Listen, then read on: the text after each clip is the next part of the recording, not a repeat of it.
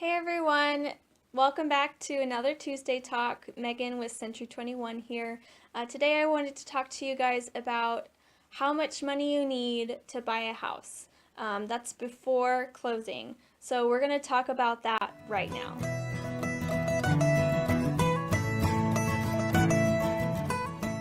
So the first thing that you'll need is earnest money. This is 1% of the purchase price, so if it's a $200,000 property, then it's $2,000. This will be paid to the title company 3 days after the executed contract. This is good faith money saying that you are very interested in the house and you are going to go to closing. The next thing you'll need is $70 to $100 for option period. You don't have to have an option period, but I highly recommend it because during that period, if you decide one way or the other, you just don't want the house, whatever the reason is, then you can walk away and get your earnest money back.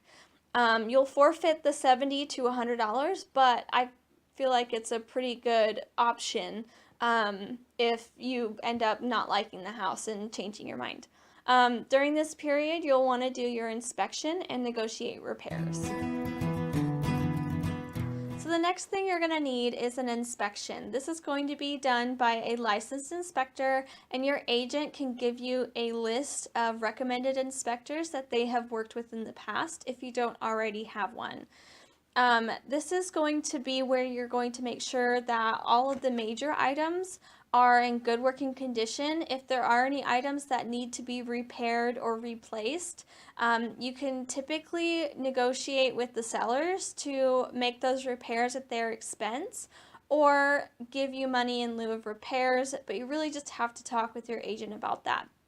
The inspection is going to be roughly around $300, but can go up from there. It really just depends on the size of the home and what extra features that it has.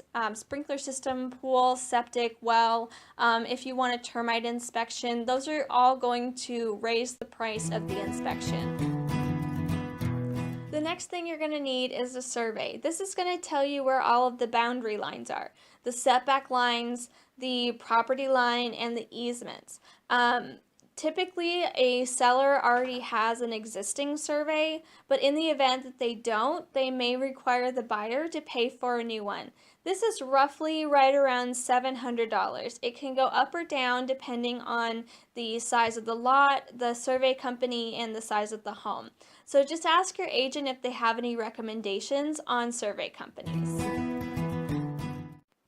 So the next thing you're going to need is an appraisal. If you're getting a home loan, then the lender is going to require one. This is right around $450 depending on the appraisal company and the lender. This is paid at closing, so don't have to worry about paying it out of pocket right away. Also, this is going to make sure that you're not paying for the house more than what it's worth. So this is a great tool to have to make sure that you are paying market value. So now we've reached the last step of the transaction period. This is where you're going to pay your closing costs and your down payment. Closing costs are a little bit tricky because I don't have the calculations. You'll need to talk with your lender and they can give you an estimate on how much you would need to pay.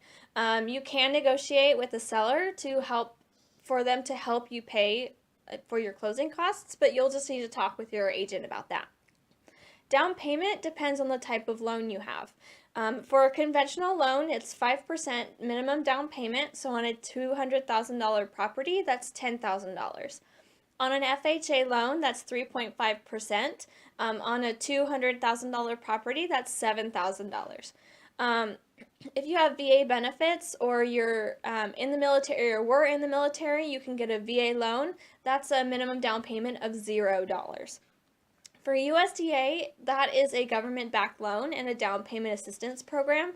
The house actually has to qualify as well as the buyer, so you'll just need to talk with your agent about that and make sure that the house qualifies for a USDA loan.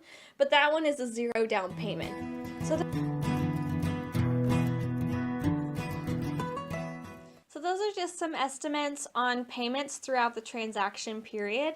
If you have any questions, feel free to reach out to me, or if you'd like some more explanation on certain things, just let me know. I'd be happy to help you out. I also have an Understanding the Home Buying Process document that I can share with you. Just reach out to me and I'll send it over. Thanks for watching.